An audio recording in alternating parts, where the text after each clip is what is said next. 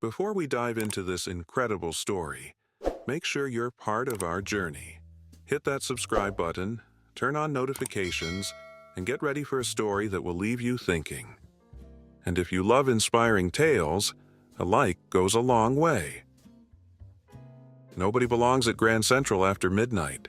The words hung in the frigid air as the security guard's hand gripped the boy's shoulder. Passengers glanced up from their phones, then quickly away, pretending not to notice the trembling teenager in the tattered jacket.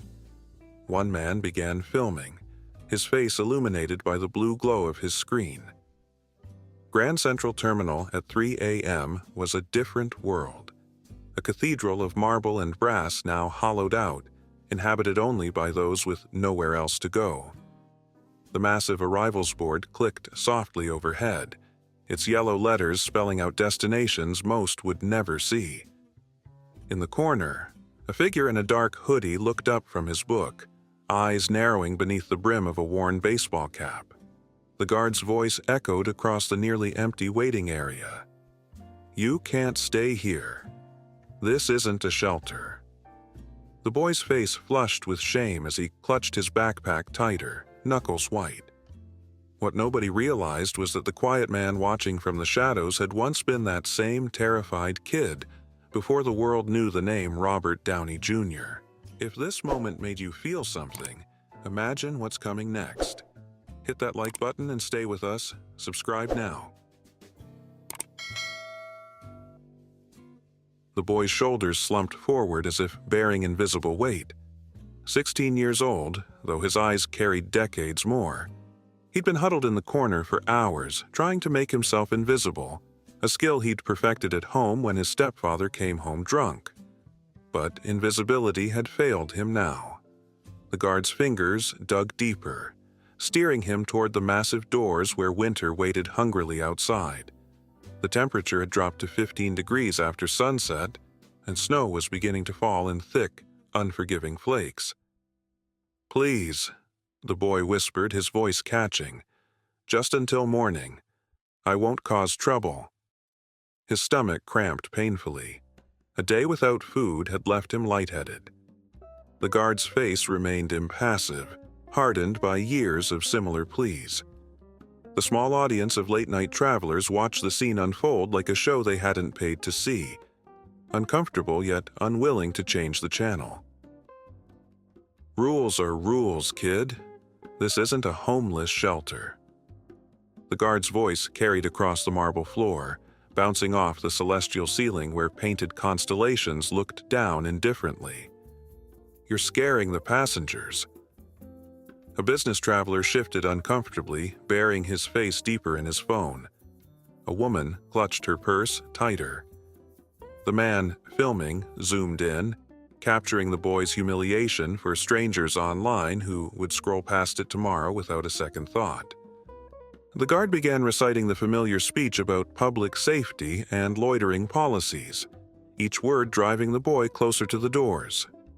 Outside, the wind howled between skyscrapers, carrying ice and urban grit. The teenager's thin jacket might as well have been tissue paper against such cold. His eyes darted around the terminal, seeking help, finding none, until they locked with a pair watching intently from beneath the brim of a cap. There was something in that gaze, not pity but recognition. The hooded figure closed his book without marking the page. He stood with a fluid motion that spoke of a man comfortable in his own skin. Other passengers didn't notice him moving toward the confrontation, a testament to years of practicing how to walk through public spaces unrecognized. The man who'd played Tony Stark had become skilled at being invisible when needed, just like the boy. "He's not bothering anyone," came a voice that made the guard turn. The tone was casual but carried an unmistakable steel beneath, the voice of someone used to being heard. The boy's eyes widened with recognition, confusion washing over his face. The guard's hand loosened slightly on the teenager's shoulder as he registered the newcomer. The man filming whispered something to his companion, camera now pivoting to capture this unexpected development. The terminal's atmosphere shifted tangibly. as if everyone suddenly remembered they were breathing the same air, existing in the same moment, witnessing something that mattered. Things are about to take a turn. Don't miss what happens next. Subscribe, like our video, and keep watching.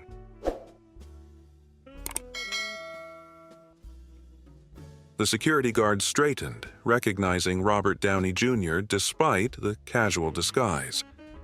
His professional demeanor wavered, caught between protocol and the magnetic pull of celebrity. "Sir, I understand your concern, but I'm just doing my job. Station policy doesn't allow—" "I know about policy," Downey interrupted, his eyes never leaving the guards. "I also know about second chances." The words hung in the air, weighted with the actor's well-known personal history. He stepped closer, lowering his voice but somehow making it more powerful. "What's your name?" "Marcus," the guard replied, uncertainty creeping into his stance. "Marcus, it's 15 degrees outside," Downey said, gesturing toward the glass doors where snow swirled violently. "You know what happens to kids on the street in this weather?" He didn't wait for an answer. "I do. I've been there." His gaze shifted to the boy, whose shivering had intensified. "How long have you been without a place?" 3 days, the teenager whispered, eyes downcast. "My stepdad, I couldn't—" The words dissolved into silence. More phones emerged from pockets now, discreetly recording. The atmosphere in the terminal had transformed, from late-night indifference to electric attention. The business traveler who had been avoiding eye contact now stood, coffee forgotten. The woman who had clutched her purse watched with parted lips. Even the arrivals board seemed to tick more softly, as if listening. "You don't need to explain," Downey said to the boy, then turned back to Marcus. "Look, I understand rules. Believe me, I've broken enough to know their value." A small knowing smile crossed his face. "But sometimes the greater good matters more than the letter of the law." His voice carried just enough for nearby passengers to hear, triggering something in their expressions, a collective awakening, as if reminded of their own humanity. "Mr. Downey," Marcus began, his professional tone faltering, "we have protocols for this. I can call social services, but—" "Which will take hours. And then what?" "He gets shipped to an overcrowded shelter if he's lucky. Put back in a home he had to escape from if he's not." Downey's eyes flashed with quiet intensity. "I remember when no one would take a chance on me. Everyone saw the liability, not the person." The terminal had fallen completely silent now. Even the man filming had lowered his phone, seemingly unsure whether to continue documenting or participate in the moment. The boy stood frozen between Downey and Marcus, his fate suspended in the tension between them. His eyes darted between the two men, one representing the system that had failed him repeatedly, the other embodying something he'd never experienced, someone fighting for him. "I have a car waiting," Downey said, his voice gentler now. "I can take him to the YouthLink shelter on 40th. They know me there." He didn't add that his foundation had helped fund the place. "They'll have a bed, regardless of the hour." Marcus shifted his weight, visibly torn. "That's not standard procedure, sir." Downey's expression softened further, revealing the man beneath the celebrity. "Nothing about my life has been standard procedure, Marcus. Sometimes the rules exist to protect people, but sometimes—" He glanced around the terminal where every eye watched them. "Sometimes they just give us permission to look away when someone's drowning in plain sight." The words seemed to expand in the cavernous space, touching something fundamental in everyone who heard them. A woman in a business suit stepped forward. "I'll go with them," she offered unexpectedly. "I'm a social worker. I can make sure everything's done properly. This story is only getting deeper. What would you do in this situation? Comment below, and let's talk." Marcus looked from Downey to the social worker, then back to the trembling teenager. The guard's face revealed the internal battle between protocol and compassion. Finally, something gave way in his expression. "I have kids too," he said quietly, more to himself than anyone else. He removed his hand from the boy's shoulder. "Do what you need to do, Mr. Downey." The teenager looked up, disbelief washing over his face, the expression of someone who had learned to expect the worst and was unprepared for anything else. Downey placed a gentle hand on the boy's back, guiding him away from the doors where winter raged. "What's your name?" Downey asked. "Alex," the boy managed, his voice cracking slightly. "Hungry, Alex?" When the teenager nodded, Downey turned to the small crowd that had gathered. "Anyone know if the cafe is still open?" The question was mundane, but it broke the spell of spectacle, transforming the moment from something to witness into something to participate in. "Closed an hour ago," said the business traveler who had been avoiding eye contact earlier. He hesitated, then reached into his bag. "But I have some sandwiches from my meeting. Turkey and vegetarian." He held them out awkwardly. "Perfect," Downey said, accepting them with the same grace he'd accept an award. "Thank you." The simple acknowledgement seemed to transform the businessman's face, as if he'd been given something rather than having given it away. The social worker introduced herself as Diane, already on her phone making arrangements with the shelter. Another passenger offered an unopened bottle of water. Someone else produced a packaged cookie. Small gestures, previously unthinkable, now flowing naturally. The terminal had transformed from a collection of isolated individuals into a community with a single purpose. Alex stood in stunned silence as food was placed in his hands. He looked at Downey with questioning eyes, as if waiting for the punchline to a cruel joke. "Why are you doing this?" he finally asked, voice barely above a whisper. Downey's answer came without hesitation. "Because someone did it for me, when I was at my lowest. The only way I can repay that debt is to pass it on." Marcus approached hesitantly, security badge catching the light. "Mr. Downey, there's a staff break room. More private than out here." He gestured toward a door marked Employees Only. The offer hung in the air, a small but significant breach of protocol, a personal risk taken. Downey nodded his thanks. As they moved toward the break room, he addressed the gathered crowd. "Thank you all," he said simply. Then, after a moment's consideration, added, "Maybe the next time you see someone drowning in silence, remember tonight. Remember you have the power to throw a lifeline." In the break room, Alex ate slowly at first, then with increasing urgency.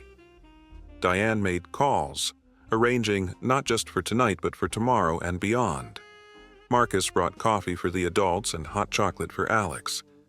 The man who had been filming approached sheepishly. "I deleted it," he said, showing his phone to Downey. "The video.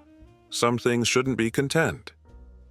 Downey studied him for a moment, then spoke with quiet conviction. "Or maybe some things should be shared for the right reasons." He glanced at Alex, then back to the man. "The world needs reminders that we're all connected, that we all matter." It's not over yet. The best part is coming. Make sure you're subscribed so you don't miss it.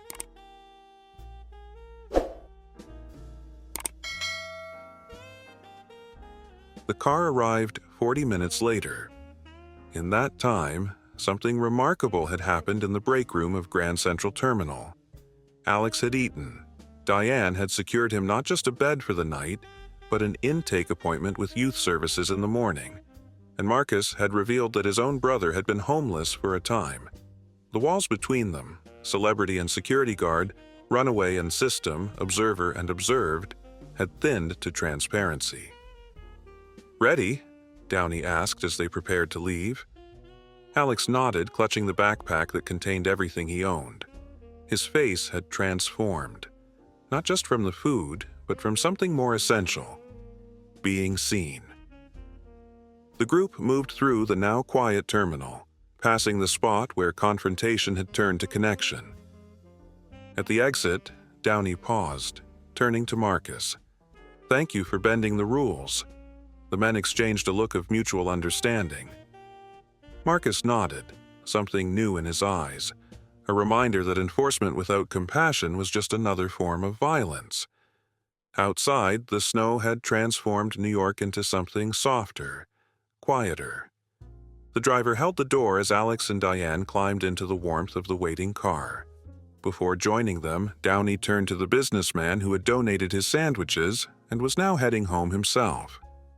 "Good night," Downey said, extending his hand, "and thank you for stepping up." The man shook his hand, looking slightly embarrassed.